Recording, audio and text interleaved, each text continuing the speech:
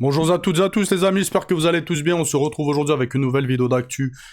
Donc les gars, là il y a un gros sujet, une grosse polémique depuis plusieurs jours sur Saladin Parnasse. J'étais revenu dessus, j'avais donné mon avis, mais là, voilà, ça parle beaucoup sur ça, etc. Donc on va en reparler parce que là il y a eu encore la Mandale qui en a parlé, etc. Ils ont donné leur avis. Donc on va les écouter et je vais vous dire ce que j'en pense. On va aussi parler de Khamzat Chimaev, de Dricus du Plessis et de l'entraîneur de Dricus du Plessis. Vous allez voir les amis qu'il y a l'entraîneur de Dricus du Plessis qui fait passer Khamzat pour un fuyard, une flippette. Et Dricus du Plessis a parlé d'un combat potentiel, une revanche contre Khamzat Chimaev. Et vous allez voir ce qu'il en pense et ce qu'il a à dire sur lui. Ah vas-y, les deux ils parlent pour rien, surtout l'entraîneur en fait. Donc on va revenir sur ça et on va faire le tour de l'actu quoi. Bref, on commence tout de suite les amis, comme je l'ai dit, avec le cas Saladin Parnasse, et il y a la Mandale qui ont tenu, justement, qui parle de ça, etc., de Saladin Parnasse à l'UFC, machin, machin, donc on va voir ce qu'ils en pensent. Petite parenthèse avant de commencer la vidéo, je suis contre tous les paris sportifs, et je vous invite à ne jamais jouer aux paris sportifs, il faut ceux qui jouent d'arrêter de jouer. Voilà. Il n'y a rien de bien dans les paris sportifs, etc. Bref, on les écoute. Pour répondre à ta question, je sais que tu nous as demandé de faire un exercice aujourd'hui où on devait prendre les futurs combats de Saladin. Donc ça, on y reviendra. Et moi, je m'étais amusé à regarder un peu en détail quels pourraient être ces futurs combats au KSW à l'UFC et comment je verrais moi On son l'a entrée. après ça, on l'a après. On l'a après. Mais concrètement, je suis d'accord avec toi sur le top 15. Rentrons dans le top 10. J'en démords pas. Est-ce que pour moi, aujourd'hui, tu mets Salah face à Paddy? Est-ce qu'il potentiellement, il prend Paddy? J'en suis convaincu. Voilà. Je suis désolé, je pense qu'on regarde Gaethje avec les yeux de l'amour d'il y a 3-4 ans. On ne regarde pas Gaethje qui se fait amener au sol par Fiziev, qui est tout sauf un lutteur. On ne regarde pas Gaethje qui quand même a deux doigts de se prendre un triangle inversé, round 1, contre Fiziev, qui de mémoire n'a jamais fait autre chose que du striking. Enfin, Fiziev, c'est un combattant que je trouve bien plus fort que beaucoup de membres du top 10. Donc, à partir du moment où je me dis, il y a vraiment match contre Gaethje, que potentiellement, Paddy, ça peut vraiment faire la tambouille. Bon, oui, je pense qu'il passe pas à l'heure actuelle, tout de suite là, je pense qu'il passe pas Max. Oui, je pense que Topuria, c'est compliqué. Mais je peux déjà te donner deux noms dans le top 5-6 que pour moi, il peut prendre et sur lequel il est loin d'être totalement underdog à mes yeux. Donc pour moi, on est bien installé dans le top 10 et on commence à regarder ce qui se passe au-dessus. Bon déjà, hein, comme je l'ai dit la dernière fois, les gars, là c'est que de la polémique, chacun il donne son avis, etc. Mais personne ne peut savoir, même le premier concerné, il peut pas savoir Saladin Parnasse. Lui-même, il peut pas savoir, les gars, parce que on peut pas savoir tant que ça se fait pas, d'accord? Donc tout ça, chacun va donner son avis, etc. Mais ça a pas de valeur. Ce que moi je vais dire ou ce que les autres vont dire, ça a pas de valeur, d'accord? Faut qu'on le voit sur le terrain. En tout cas, encore une fois, comme je vous ai déjà dit, les gars, il y en a beaucoup, c'était des champions hors UFC, une fois qu'ils rentrent à l'UFC et qu'ils commencent à monter en échelon à l'UFC, ils se cassent les dents. Ils se cassent les dents. Je dis pas que ça arrivera à Saladin Parnasse, etc. J'en sais rien. Mais là, actuellement, oui, Saladin Parnasse, il est très très fort, mais il est au KSW. Donc, allez se frotter au top 15 UFC, je pense qu'il a le niveau. Top 10, je ne sais pas. Potentiellement, il peut taper des mecs du top 10. Mais par contre, il parle de Paddy Pimblett. Paddy Pimblett, les gars, il a quand même un gros niveau. Il est dur, hein. Je dis pas qu'il est plus technique que Saladin Parnasse. Au sol, je pense qu'il l'est, d'accord? En striking, non. Saladin Parnasse contre Pimblett, les gars, je pourrais pas me prononcer. Contre Justin Gage, c'est vrai que Justin, il a quand même... il a vieilli. Il a un certain âge, etc. Donc pourquoi pas contre Gage? Mais contre le reste, que ce soit Armand Saroukan, Topuria, y a qui dans la KT? Charles Oliveira. Non, les gars, je pense pas. Voilà, je pense pas qu'il a le niveau. Après, peut-être que je me trompe. Faux. Pour qu'on en soit sûr, faux. Que Saladin Parnasse intègre l'UFC. Et qu'on voit. En tout cas, c'est sûr, hein, il y a des mecs qui sont à l'UFC, là actuellement, et qui arrivent à performer à l'UFC, que je trouve moins bons que Saladin Parnasse. Par exemple, le cas de Morgan Charrière. Voilà, je trouve Morgan moins fort que Saladin Parnasse, les gars. Moi, c'est simple, je sais pas pour critiquer, mais je vous dis ce que je pense. Moi, quand il a signé à l'UFC, j'étais choqué, Morgan. J'étais très surpris, en fait. J'étais choqué, carrément. Je me suis dit, mais comment ça se fait qu'il signe à l'UFC? Après, il a fait des belles prestations à l'UFC. Il a remporté beaucoup de bonus, etc. Voilà. Mais à sa signature, j'étais quand même surpris. Et je pense qu'actuellement, Saladin Parnasse est meilleur. Après, ça veut rien dire, hein. Même s'il est meilleur sur le papier, etc., il peut aller à l'UFC et que ça marche pas pour lui. Voilà.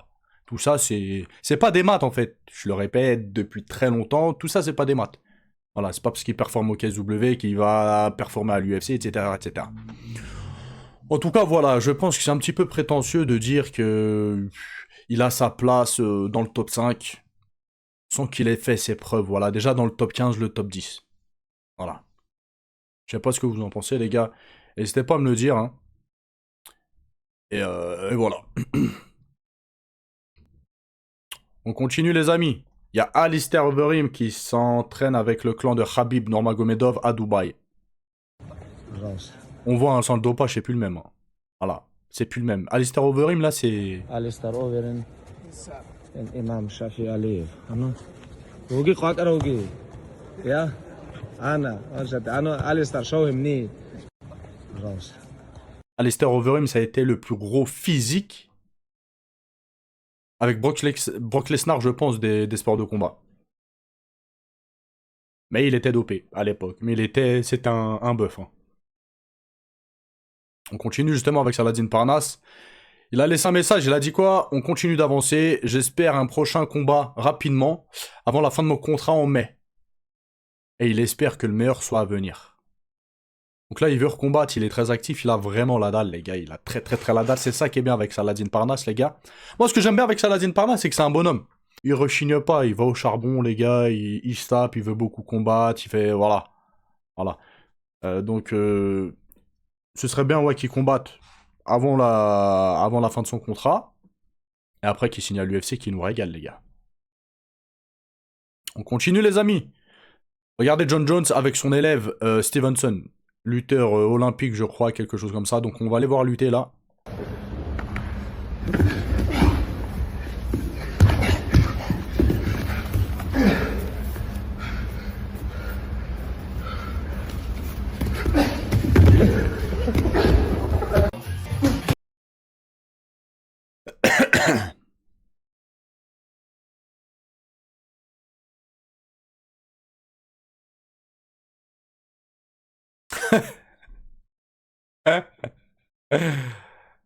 On continue, les amis, avec Karman Saroukan. Bon, il continue de parler hein, de sa richesse, etc. etc.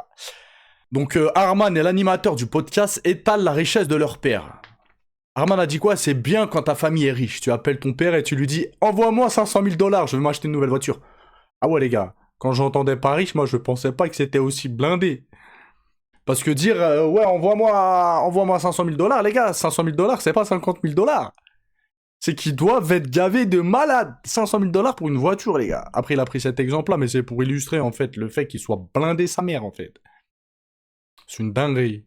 Mais comme je vous l'ai dit ailleurs avant-hier, hein, il revient beaucoup sur l'argent, Arman Saroukan. Beaucoup. On continue, les amis. Il semblerait que Georges Masvidal va affronter Conor McGregor à l'UFC de la Maison-Blanche. Donc, Masvidal confirme les rumeurs d'un combat contre Conor McGregor à l'UFC de la Maison-Blanche. Selon lui, des discussions auraient effectivement lieu. Mais les gars, très probablement, je pense que Masvidal, il va déboîter Conor, les gars. Après, peut-être que je me trompe, personne ne peut savoir, vous voyez, mais sur le papier, je pense que là, Masvidal, à l'heure actuelle, vu Conor, comment on le voit dans l'état dans lequel il est, quand on le voit en vidéo, etc., je pense que Masvidal a plus la forme, les gars. Après, oui, je préfère voir Masvidal Conor que Conor Chandler. Je sais pas ce que vous en pensez, les gars, si vous êtes d'accord avec moi. On continue, les amis. Dricus du Plessis, est-ce qu'il serait de retour en avril? Donc, Morne Vissé, son coach évoque les noms de Nassourdine Imavov et d'Allen, qui pourraient probablement affronter, les gars. Mais vous voyez la dinguerie? C'est-à-dire, potentiellement, là, Nassourdine, il va même pas combattre pour le titre, les gars. C'est une dinguerie, les gars. Si son entraîneur lui dit ça, c'est qu'il y a des négociations en cours, là. Donc notre plan serait de combattre en avril contre Allen ou Imavov. Mais je pense que ce sera Allen. Mais c'est pas sûr. C'est pas sûr, les gars, d'accord? Donc, par contre, un combat Nassourdine... Strickland, j'allais dire. Nassourdine, Dricus du Plessis. Moi, je suis chaud, je suis hypé. Hein. Les gars, on continue avec Ilia Topuria. Il a exprimé son intention de revenir en avril afin d'affronter le champion intérimaire. Mais si Paddy Pimblett s'impose ce week-end... Il a dit quoi? Il devra aller se faire cuire un œuf, pour rester poli, selon les propos de l'anglais. Il a dit quoi? Il va devoir attendre. Il m'a fait attendre, il peut attendre quelques mois. Avril, ce n'est pas possible, mec. Qu'il aille se faire cuire un œuf. Je combattrai en juin-juillet. Donc entre le chat et la souris, je te fais attendre, maintenant c'est moi, machin. Eh, vas-y, faites pas mal au crâne, les gars. Vas-y. On continue, les amis, avec une très très grosse info que je trouve très très grosse. Donc il y a le coach de DDP qui a dit que Khamzat Chimaev n'a fait que fuir pendant le combat. Il a dit quoi? Nous n'avions jamais préparé Dricus à affronter quelqu'un qui refuse le combat. Ah, attendez, mais lui, c'est un comique, lui. Si on avait su qu'il allait faire uniquement ça, j'aurais totalement changé son approche. Vas-y, ouais, d'accord. Vas-y. Pas de frappe, pas de kick, uniquement du grappling. Khamzat lui est resté collé en permanence en l'étouffant. Il ne voulait pas échanger. Il ne laissait jamais le moindre espace. N'importe quoi. Il ne laissait jamais le moins d'espace entre lui et Dricus. On a énormément appris de ce combat, mais la prochaine fois, il va se faire détruire. Ouais, d'accord. Ouais. Donc là, pour le coach de DDP, Khamzat Chimaev a fait le combat. Qu'est-ce qu'il raconte, lui? En fait, j'ai l'impression, là, il veut pas se faire virer par Dricus du Plessis. Vraiment, on n'avait pas prévu ça. C'est vrai que Khamzat Chimaev, c'est un striker, les gars. C'est vrai, tout le monde le sait. Khamzat Chimaev, c'est un striker. Il strike du début à la fin de ses combats, il strike. Tous ses combats, il strike. Et de temps en temps, il va en lutte. Mais c'est un striker. Qu'est-ce qu'il raconte, celui-là? On n'avait pas prévu ça. Mais Khamzat Chimaev, c'est un lutteur de base. Il amène ses adversaires au sol.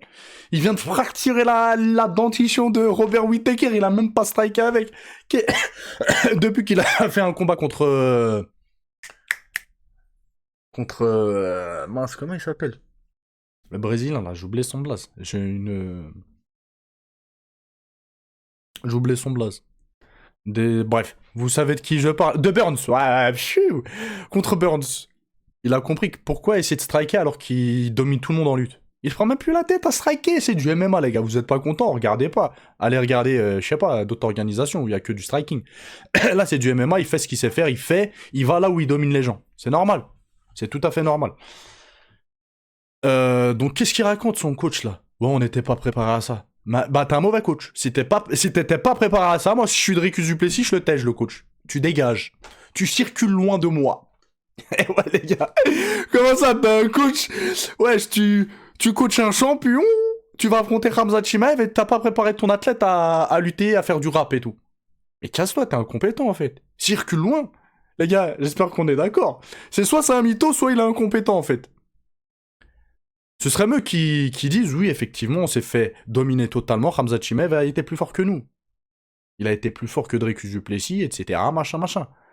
Ou soit, tu dis ce que tu dis, mais là, tu dis ouvertement, en fait, que t'es incompétent, en fait. Parce qu'on va prendre un amateur qui a commencé il y a 1 an. Écoutez bien, il y a 1 an, le MMA. On va lui dire, coach, Dricus du Plessis, il doit affronter Khamzat Chimaev. Il va lui faire bosser sa lutte et son sol. Ses défenses de lutte et son sol, les gars. Il va pas lui dire strike. Les gars. Bref, quand j'ai vu ça, ça m'a fait rire. Je me suis dit, ah, je vais vous la partager, vous allez être choqués. Mais on continue, Dricus du Plessis, il a dit quoi? Écoutez. C'est une farce. Hein. J'ai beaucoup défendu Dricus du Plessis, mais là, vas-y. Donc Dricus du Plessis affirme avoir identifié un aspect du jeu de Khamzat Chimaev sur lequel il doit travailler et qu'il maîtrise parfaitement, et qu'il maîtrisera parfaitement la prochaine fois. Ouais, que tu aimerais maîtriser, mais de toute façon, on maîtrise jamais rien. Il m'a presque neutralisé lors de notre combat. Non, c'est pas il t'a presque neutralisé. Il a joué comme il jouait avec son fils. Il n'y a pas eu de finition, certes, mais t'as rien fait. Si. Il a fait quelque chose de quand même assez beau, et j'étais revenu sur ça, et ça m'avait choqué. Dans le fait qu'il se fasse totalement malmener au sol, il a quand même réussi à pas se faire finir. Le seul truc bien qu'il a fait, et qui est quand même incroyable, c'est pas de se faire finir. Et sinon, il s'est fait totalement dominer, c'était une humiliation ce qu'il a mangé. Il poursuit en disant, c'est frustrant, ce sont des obstacles qui me font progresser. Maintenant, je connais un élément de ce jeu que je dois perfectionner, et croyez-moi, lors de ma prochaine performance, vous me verrez le maîtriser. Ouais. Vas-y, là, j'ai l'impression qu'ils vont un combat pour un combat revanche, mais... Vas-y, les gars, là, ils parlent pour rien, j'ai l'impression. Après, dans un combat revanche, il peut gagner contre Khamzat Chimaev, on est tous des humains, etc., bien évidemment, les gars, d'accord? Donc là, je pense qu'il va bosser à fond son sol, etc., sa lutte. Est-ce que ce serait suffisant, les gars? Je ne sais pas. En tout cas, un combat... Vous savez quoi? Je suis chaud pour un fight retour entre les deux. Pour voir... Parce qu'il a parlé, pour voir ce qu'il pourrait donner. Parce que là, il parle beaucoup de Dricus du Plessis, même son coach. Donc c'est soit vous revenez, vous faites une belle prestation, soit c'est l'humiliation totale. Le coach, faut qu'il soit viré définitivement, parce qu'il a parlé, machin, nanana, et puis voilà, quoi. Bref, c'est tout pour aujourd'hui, les gars. Je vous laisse, je vous dis à la prochaine. Ciao, ciao.